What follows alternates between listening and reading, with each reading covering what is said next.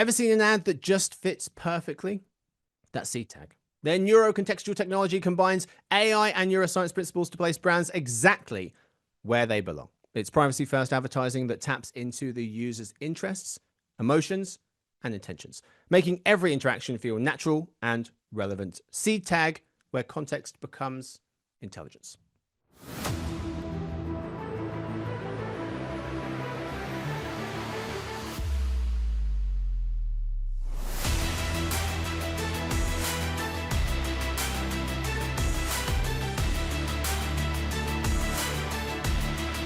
Welcome everyone to In the Game, an eMarketer sports marketing podcast made possible by Seed Tag. This is a conversation today about Super Bowl 60, where the Sam Darnold-led Seattle Seahawks beat the newly resurgent New England Patriots. Hello folks, I'm Marcus, and today I'm alongside, based in Maine, so not really, but virtually, VP of Content, Paul Verna. Hey, thanks for having me. And I guess right now we could say I'm based in Patriots Nation, because that's what all of New England is. Unfortunately. People feeling kind of glum around here. I know. Well, you had your run, okay? We did. Living in Westchester, a little further south, senior digital advertising analyst Ross Benish. Hey, Marcus. Hello, fella. Also probably feeling glum because, as you can see, for viewers, he's a Nebraska fan. Hey, we got nothing to be glum about right now. What are you talking about? Oh, all right. No, never mind.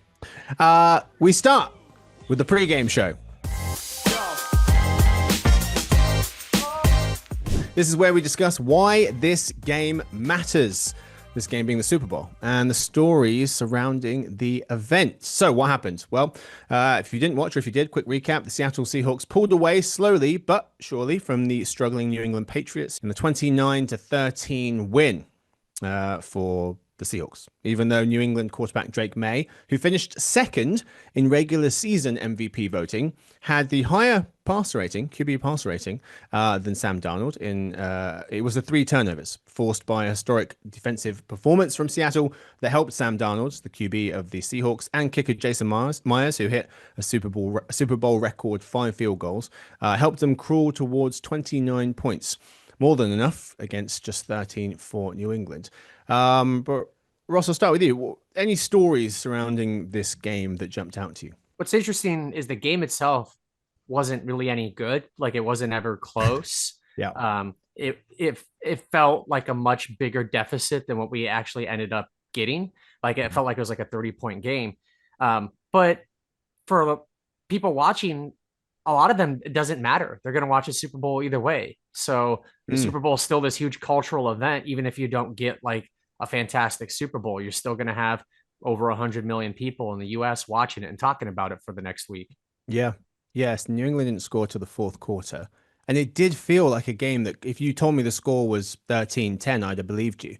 But somehow there was a kind of avalanche of points kind of late to give it this 29-13 score. It was interesting. I mean, New England, I think, had like less than 100 yards of offense before the fourth quarter. Yes, they did. They did. I think Drake May had 50 yards passing and negative 30 just by getting sacked.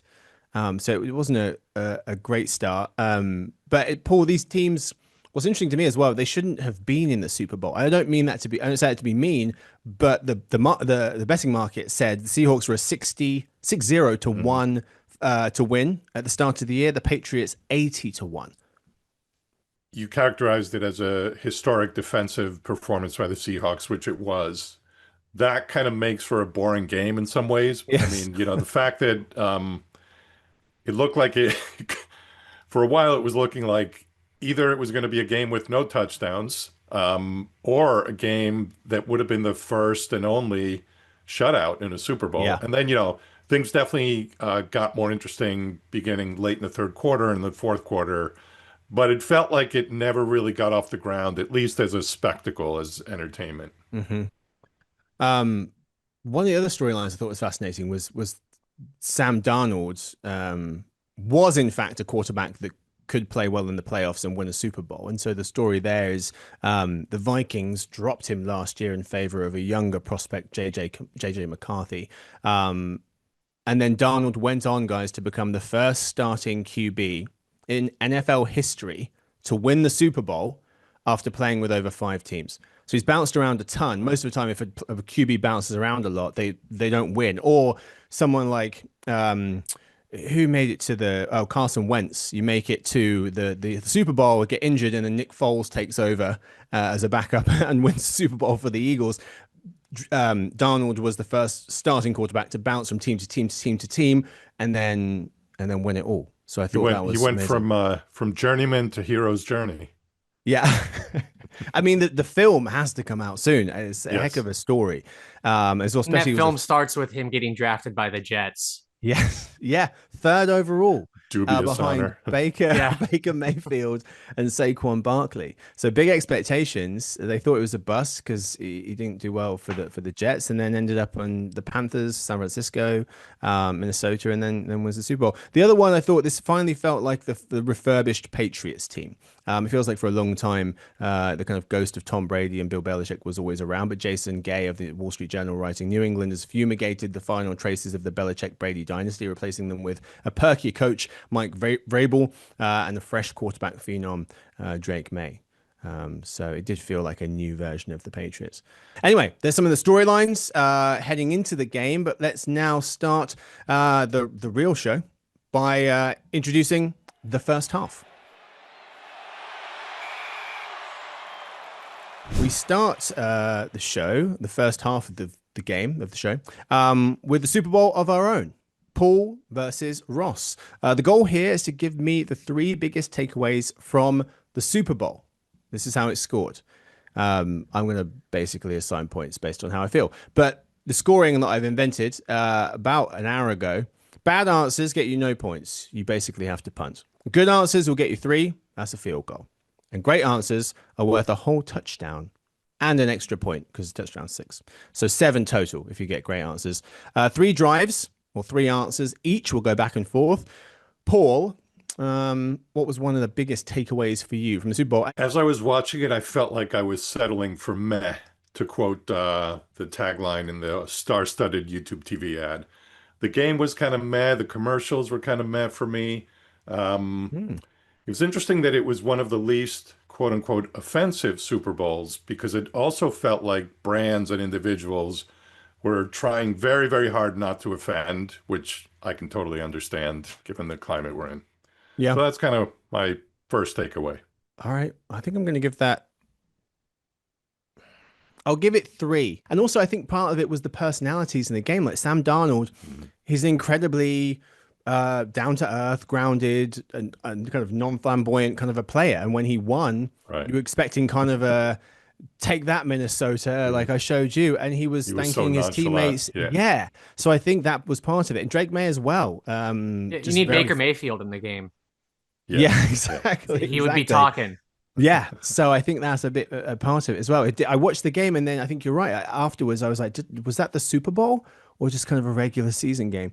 All right, 3 points for Paul out the gate. I'll take the field goal. I mean, I might win with that. So you could, yeah. That's it. Worked for the Seahawks. Yeah, in the 5 he scored. Ross, what have you got? Well, just too many AI ads. I saw a stat. I think it was from iSpot that about 1/4 of all the Super Bowl ads were promoting some sort of AI product.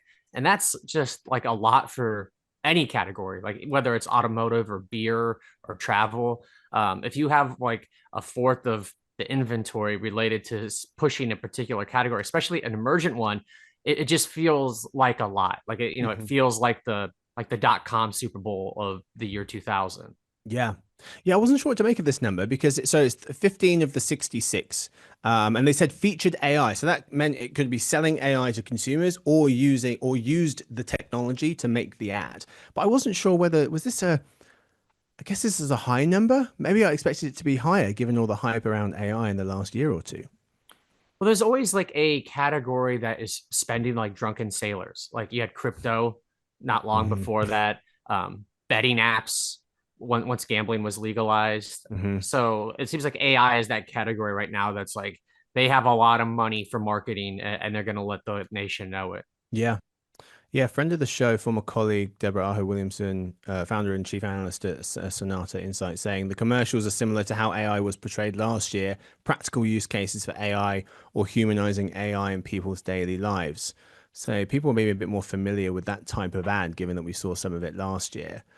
And I thought, yeah, this piece as well from Forbes, Vineet Mehra, CEO at the fintech company Chime, was quoted in the piece, and he was talking a bit about AI and how it's being used at the Super Bowl. So he said, quote, for the last few years, AI's role in the Super Bowl ads has been framed mainly around production, faster edits, cheaper variations, more efficient asset creation. What we're heading into now is a moment where AI starts acting as a co-pilot for modern marketing, not just helping making the ad, but helping run everything that happens once the ad is live. This includes adapting messaging in real time, monitoring cultural signals, and orchestrating experiences across channels. The Super Bowl is the ultimate stress test for this shift. It's live, it's loud, and it moves fast.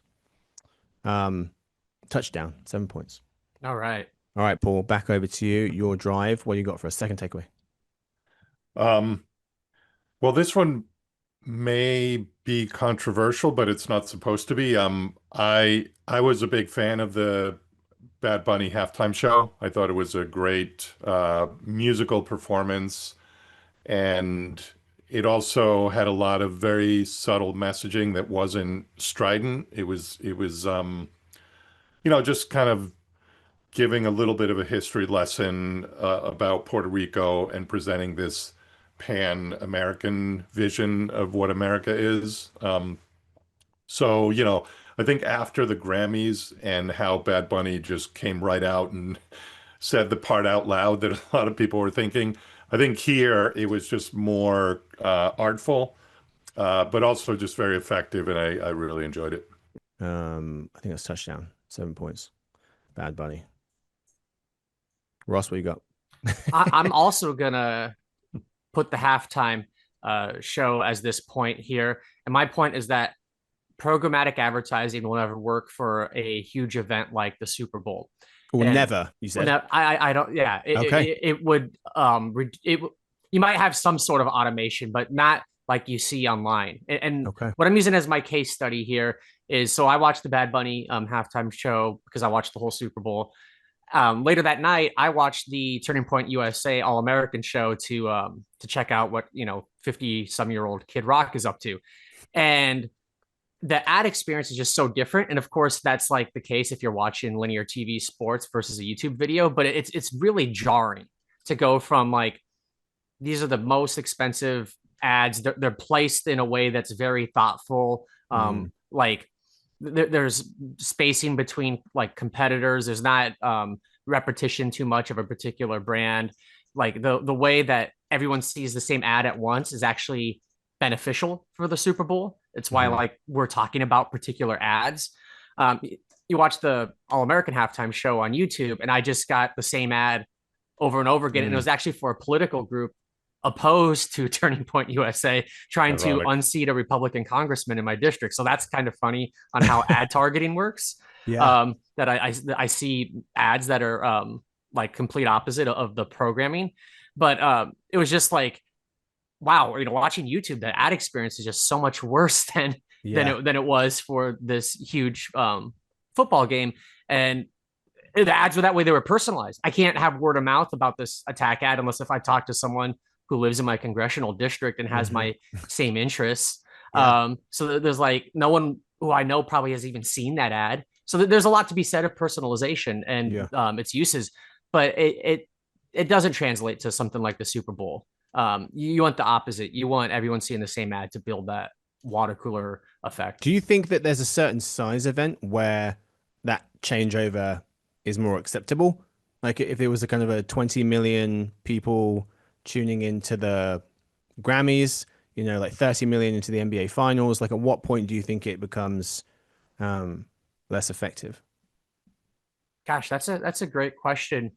I don't know. Might just be the Super Bowl. I feel like it's the only thing people really kind of talk about to this effect. I mean, obviously it's kind of in a category by itself in terms of audience, but I think if you had that type of experience though, even for like a NFC championship game, it would be very off-putting. Like if you had the YouTube experience rather than the linear TV experience. But if it was like a weekly college basketball game that only gets 800,000 viewers, then it's probably fine. I don't know where the cutoff is though. That's a interesting thing to think about. Yeah, I think it's hard to put a number on it, but I would say that anything that people are talking about and focusing on before the event, like all of the award shows, right? The Grammys, the Mm. Oscars, March Madness, the Olympics, and obviously the Super Bowl, other big NFL and college football games. So I think there's when you have interest that spans, just outside of like your town or your district, then I think Ross's point about, the common experience is a great one. Hmm. Actually, it's a little preview for my next drive, so I'll save it. Oh But no, please, Okay. it's time. 40, You're currently teeing it up. okay, 14. Sorry, Ross. I'll just say we're teeing it up for Paul. Absolutely, 14 yeah. 10 to Ross. Plenty of time to come back though. Paul, what you got?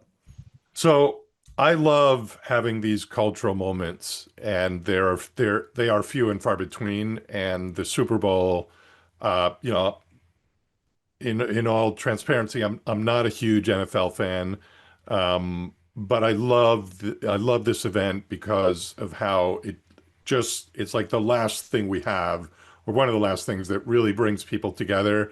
So you see that in the ads, you see that in the stories around the game, you see that in the halftime show. So like the whole thing, it's just so much fun in at a time when like so much of our media consumption and news consumption is totally fragmented, and it's hard to get people from different walks of life to coalesce around anything. So I treasure these things more and more, as our society becomes more fragmented and as I get older and have had the experience of, seeing TV go from everything being appointment viewing to everything being like atomized. Hmm. Yeah, it's odd because we kind of sit in our entertainment silos for the entire year and then we'll decide let's get together and just for one day. That's plenty. We don't need any more than that. So how would you sum that in a sentence? People coming together around this kind of cultural moment Yeah, still? yeah. There's Yeah. great value, and now scarcity in these kinds of moments. And Yeah. just one little postscript. So, like, it used to be that big season finales for big shows like Friends and MASH and all those great shows would also garner this kind of focused attention. That doesn't happen anymore because people are watching the finale of, Stranger Things or Breaking Bad, like all at different times. Like it's Hmm. all, there's no single moment. I mean, some shows are streamed in a way that tries to encourage that, but for the most part, it's like, you watch it when you watch it. So Yeah. the live in the moment thing is something that is pretty unique to sports now. So again, all the more reason to kind of harness it and enjoy it before something breaks it up. Yeah. Um, Touchdown. 17-14. Ross, you could tie it with a field goal, and then I'll ask something else to get some takes for a I tiebreaker. might whiff too. You might, but you might. Or that's true. Or the touchdown will seal it. What have you got? So I've appreciated when there's been an alt cast that's incorporated like a children's entertainment. So 2 years ago, when CBS had the Super Bowl, there was an alt cast on Nickelodeon that had like all the like animations and slime and Hmm. like SpongeBob was featured. And it made it more palatable for the kids to sit there, so they bother you less, and you can actually watch more of the game. Yeah. And Disney Plus has done this, not for the Super Bowl, because they haven't had Disney hasn't had the Super Bowl recently. They're going to have it next year. But they've done various like events, NFL games, NBA games, or they'll have like Toy Story animations or other characters from their IP included. And it works to a degree to like get your kid to sit down. So NBC doesn't have as many children's franchises as Disney, certainly, and not even as many as Nickelodeon. But I would have loved a Minions cast for this game. This is really interesting. Because what do kids do when they get the Super Bowls on? Everyone, the whole country is watching the Super Bowl. Not the whole country, but a lot of people. What are the kids just running around? Like, is Yeah, there this they huge try to get you opportunity? to put it on Gabby's dollhouse and to stop watching. That's what they that's what they do. So maybe there's this huge opportunity here. Well, it's funny, when my kids were younger, it was during the heyday of the Patriots, like, playing in every Super Bowl and winning many of them. And I think one of those games went to overtime, and like, local kids, including my kids, like they were up to like 11:30 at night. So the next day at school, like I think they even let people start late, or, it was like this whole thing about like the kids and their involvement. But that was because, it was the local team. If it's not the local team and your kids are Yeah. watching more for the cultural aspect, then yeah, obviously, you need to do something to keep them entertained. The kid audience, I kind of like this. This is a Super Bowl alt cast for kids. I'm gonna say, I'm gonna say 3 points. 3 points, field goal for Ross, which ties us up all knotted Overtime? at Overtime? 17. Of course, we're going to overtime. The one I had was that celebs in ads are well and truly here to stay. And so, as folks watching can see on the screen, this chart showing over the last 6 years, celebrities have been featured in around 70% of Super Bowl ads. This is from data from iSpot. So about 70% of Super Bowl ads have a celebrity over the last 6 years. 10 years ago, it was closer to 40%. So a big uptick. Multi-celebrity spots have also climbed from 17 to 51 in the last 10 years. Paul, start with you. What's your take here? I was wondering when I saw the ad with Scarlett Johansson and John Hamm. Head of marketing? John Tam, our new CMO. You have been confused with a very famous actor. Consider it a compliment. So I was wondering, like, and I said to my wife, like, does ScarJo really need the money? And or she said that, and then I said, what about John Hamm? And she's like, well, John Hamm will do anything. So yeah, I think we're in a new normal where like it's not even about the money, and it used to be like, if a musician sold their song for an advertisement, it was like considered selling out, and it was never done. And now it's like par for the course. It's Yeah. the same with celebrities and ads. Like it's going to happen. Ross, what you got?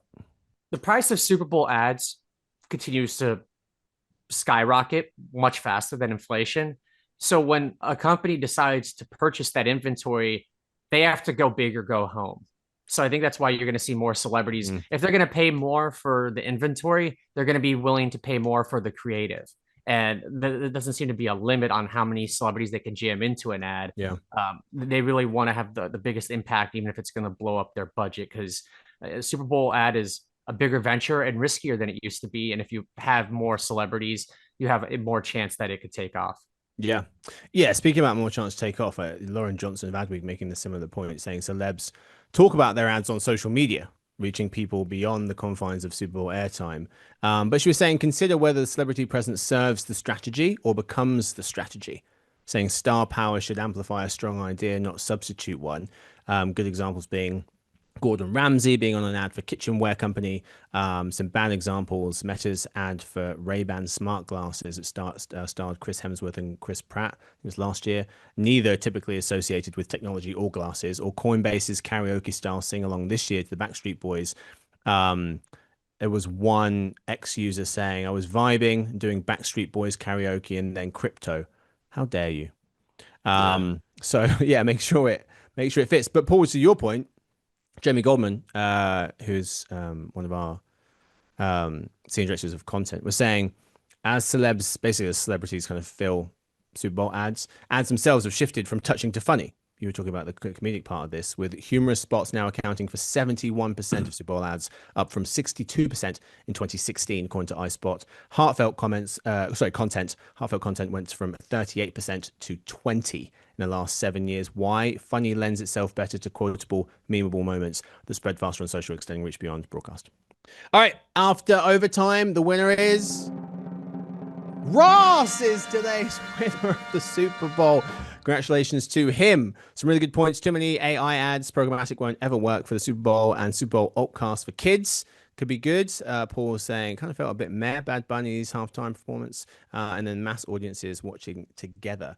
Close contest, gents, but Ross is today's Super Bowl winner. Well deserved. Congratulations. That was my Mahomes moment. Time now for the second half. All right, today in the second half, we're looking at the top 3 biggest winners from the Super Bowl. So this could be an advertiser, it could be an ad, it could be a cultural moment, it could be a network, a streamer, really anything. So we're going to come up with a top 3 list together. Ross, I'll start with you. What you got? Well, you guys mentioned him earlier. I'm going with Ricky Martin. He's put back into the spotlight. People hadn't thought about him for years. And man, he looked great. I mean, what a beautiful man. You know, he's 54 years old and he's more handsome than ever. He's living La Vida Loca. I'm going with Ricky. Ricky Martin. I didn't see that coming, but well played. It was right there. Paul, what do you got? I'm going with Kenneth Walker as MVP. Amazing story. Knowing that it was the first time his dad had seen him in an NFL game was amazing. That was the first time? First time. Yep. Oh, wow. Okay.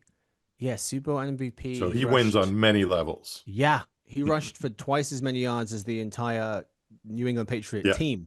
Yep. And I think he had the most rushing yards since Terrell Davis, which I don't know when that Super Bowl was, but he's been retired for about 30 years. So a long time ago. You know, in 2021, Nebraska shut down Kenneth Walker. We played for Michigan State. He only had 60 yards on, I think, 21 carries, not a first down in the second half. And Nebraska still lost that game somehow.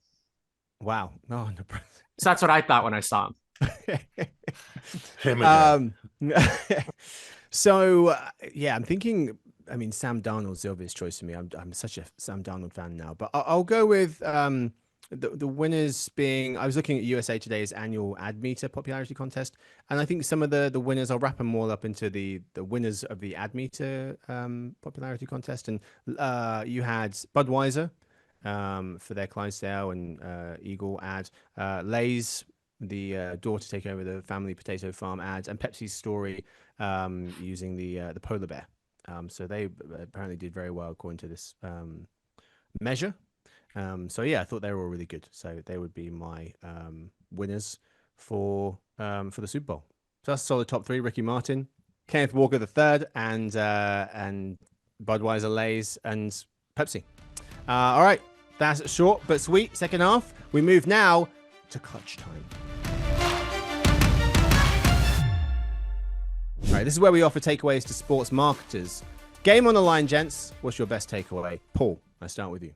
I'm going to repeat myself and cite something I said in the Reimagining Retail podcast recently, which is that marketers need to treat Super Bowl advertising the way my daughter treats a night out, where it's my college-age daughter treats a night on the town, which is basically there's pre-gaming, there's the event itself, and then there's the after party. So like, you know, way back in my day, you just advertised and that was it. Now you have to build momentum, get conversations going, tease the ad, you know, just do a lot of like preparation for that event. Obviously during the game, you have to, you know, hit it out of the park or score a touchdown or whatever metaphor you want to use. And then there's the aftermath, right? Like getting people to talk about it, to remember it, to make the rankings of like, you know, top 25 Super Bowl ads ever. Like all of those things really, really matter now. Yeah. So it's a life cycle. I love this one. I think it's brilliant. I was reading a piece by Mark Stenberg of Adweek, who completely agrees, saying in recent years, brand Super Bowl efforts have themselves transformed from a one-time 30-second spot into a sprawling multi-week marketing event, pointing to the William Shatner Raisin Bran sightings designed to spark curiosity before the reveal, designed to let gossip sites and social media feeds accomplish the early amplification. And the second point here, quickly, Marissa Jones, writes for our briefing, had a really good piece about sports podcast consumption on Spotify jumping after the games, saying it surges 358% sports podcast consumption after the event, following any sports event, according to Spotify. Before the game, consumption rises 172%. So it's huge on average. There's this huge conversation lead up to and after. She was saying that the post-event conversations are likely more effective than pre-event because they tap into the game's emotional aftermath, offering analysis for fans that seek sport, that fans Seek once a sports event concludes, and pointing to 80% of sports audio listeners taking action after hearing an ad on a sports podcast or radio show, according to a study from SiriusXM Media Group and Research. So if you want to sponsor this podcast, this new sports, but then that's fine. I'll just throw some stats at you. But I thought it was interesting and quite fitting to the idea that the conversation happens around the event. Ross. Well, that's kind of what I was going to say for my final point, is that the Super Bowl isn't a place to do cost-effective reach. Digiday every year has an article for like, it's, here's what a Super Bowl ad spot could buy you. If you're paying $10 million for Super Bowl, you could buy like this many, TV ads and social media ads and search ads and, on and on. And the list is crazy. When you look at it, it's like, oh my gosh, you could build a giant campaign just from this one ad spot. But if you're doing the Super Bowl, you're not just looking to reach people as cheaply as possible. You're not using it like a performance marketing tool. You're building a whole campaign around this one ad rather than using the ad as part of a campaign necessarily. You're trying to build like a cultural conversation that you wouldn't be able to do no matter how many search ads you bought. So the use case of the Super Bowl is just much different than cost-effective reach. So when you're looking at it that way, that the trade-off isn't quite the best way to tell that story. Director Taika Waititi had this quote saying, advertising that has a story that unfolds like in a movie is much more powerful than an ad that has lots and lots of scenes, lots of messages bombarding you, saying what most advertisers get wrong is they try to put too much into too short a period of time, and you're better off saying less and letting people feel that emotion. The Lay's Little Farmer is one of the ads. I think that's the one that he worked on. From last year, where the little girl kind of nurtures a potato from seed to harvest. Is pretty beautiful. So I thought it was a good take as well. But that's it for Clutch Time. And that will do it for today. Next month, we'll be talking all about America's new and developing relationship with the F1 and what Audi and Cadillac's entrance into the competition could do for their brands and for the sport. Our production crew, Lance and Stuart, who runs the team on this one, many thanks to them. Of course, thanks to my guests, Paul. Thank you for having me. Yes, indeed. And before I go to Ross, Paul, I have to say a huge thank you to Paul because this is his last episode with us. Paul has been one of a handful of people who have basically breathed life into this podcast and kept it going over the years. And so it's as much his as it is anybody. So, Paul, thank you so much for everything. We miss you already. Well, it's been a real pleasure. 19 years to the day since I joined eMarketer. And yes, being on the podcast has been one of the most fun parts of the job. And I give you tons of credit, Marcus, for your amazing hosting, Stu for running the team, everybody on the production crew. You guys are all fantastic. But mostly, I want to thank all the listeners. You guys have made it possible for us to do this day in and day out. And it's been a joy, getting emails from you, going to events and have clients tell me, oh yeah, we love the show. We love when you're on it. So kudos to everybody listening and kudos to you, Marcus, and the production team. Oh, no, it's a team effort, and you've been a huge part of that team effort. And speaking of kudos, it sounds like you're still leaving because according to my kudos board post for you, I say I'm still mad at you. The only way to make this right is to not leave. So I'll see you on Monday. Thanks for understanding, Marcus. Well, Stu threatened to have me back as a guest periodically. Yes, in please. My post-marketer afterlife. So yes, that'll be the after party. So I'm there. Count me in. We'll see you then. Thank you, Paul. And a huge thank you, of course, to Ross, who we get to keep for a little while. And I was just going to also say, Paul's always been a big champion supporter of the podcast. So I thank him for that, for always having the podcast back when we needed support for it. Yes, indeed. Thank you, gents. Thank you to everyone listening into In the Game, an eMarketer sports marketing podcast made possible by SeedTag.